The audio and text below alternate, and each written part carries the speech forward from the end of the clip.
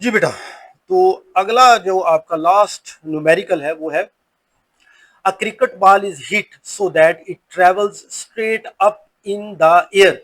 ये बात याद रखें बेटा, ये मैंने पहले भी बताया था कि ड्रॉप का मतलब क्या होता है कि इनिशियल वेलोसिटी हो गई जीरो। लेकिन थ्रो का मतलब क्या होता है? थ्रो का मतलब initial velocity is not equal to zero. अब यहां इस केस में क्या है कि आप हिट कर रहे हैं, ठीक है।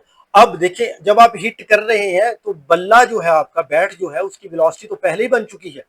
It mean v i does not equal to zero. तो आपने जब हिट कर दिया तो वो कुछ वेलोसिटी से ही गेंद को आगे लेके जाएगा, ठीक है। इट मीन्स वेलोसिटी जो वी आई है वो does not equal to zero. A cricket ball, जब आपने हिट किया, देखिए बल्ले को जब बॉल ने टच किया, अब ग्राउंड से बल्ले की हाइट कितनी है वो भी दी हुई है, ठीक है ना, वो 1 मीटर है, ये भी याद रखनी है। देखिए वो आपने हिट किया, बॉल चला गया ऊपर को, फर्ज कर ले सीधा ऊपर को गया, और जो भी उसने मैक्सिमम हाइट हासिल की है वो हमने फाइंड करनी है कि मैक्सिमम हाइट की कहां तक पहुंचा है, ठीक है। जाहिर बात है, जब मैक्सिमम हाइट पे जाएगा तो रुकेगा और फिर नीचे आना शुरू। जब रुकेगा it mean final velocity is equal to zero, ठीक है ना। तो फाइनल वेलोसिटी जीरो हो गई, इनिशियल वेलोसिटी है सम वैल्यूज, ठीक है। और ये जो यहां से लेकर इसकी टोटल हाइट है वो हमने फाइंड करनी है।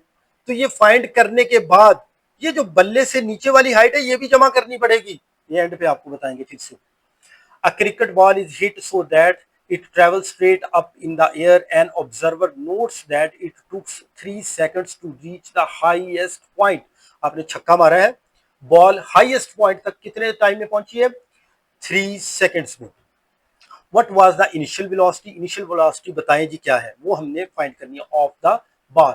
If the ball was hit 1 meter above, जब आपने छक्का मारा, बॉल ने आपके बल्ले को टच किया है ना, उस वक्त जो ग्राउंड से कितना ऊंचा था? 1 meter above the ground. How high did it rise from the ground? तो टोटल बॉल कितना ऊपर गया है ये आपने बताना है। जी बेटा, न्यूमेरिकल की तरफ चलते हैं।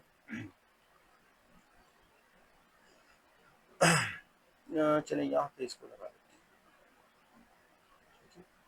जी बेटा, तो गिवन डाटा में जो टाइम है टोटल वो मैक्सिमम हाइट के लिए 3 सेकंड्स है। Initial velocity of the ball वो तो हमने फाइंड करनी है ना, फाइनल वेलोसिटी आपकी जीरो हो जाएगी। मैंने पहले भी बताया कि मैक्सिमम हाइट पे जाके जो आपकी बॉल है उसने रुकना है, फिर नीचे आना शुरू करना है, ठीक है।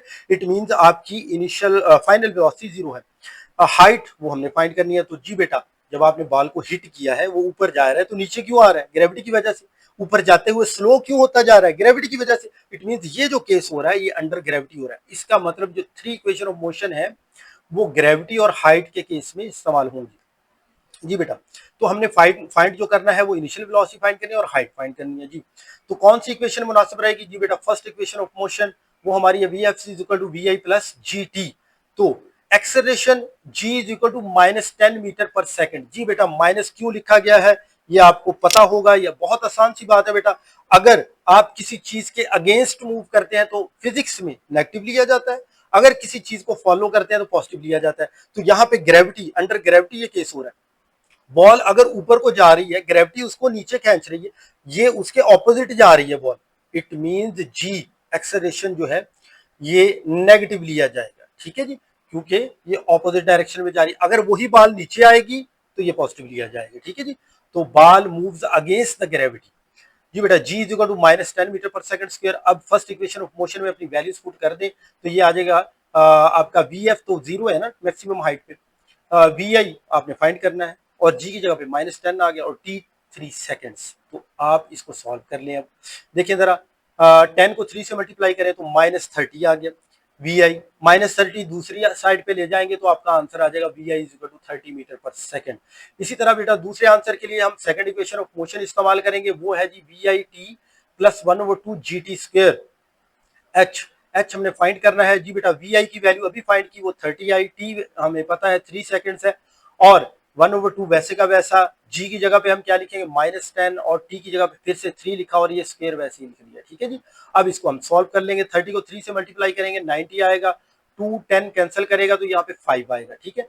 और 5 उसके बाद 3 का स्क्वायर 9, 9 को 5 से मल्टीप्लाई करेंगे ये 45 आएगा, और ये माइनस दरमियान में आ जाएगा।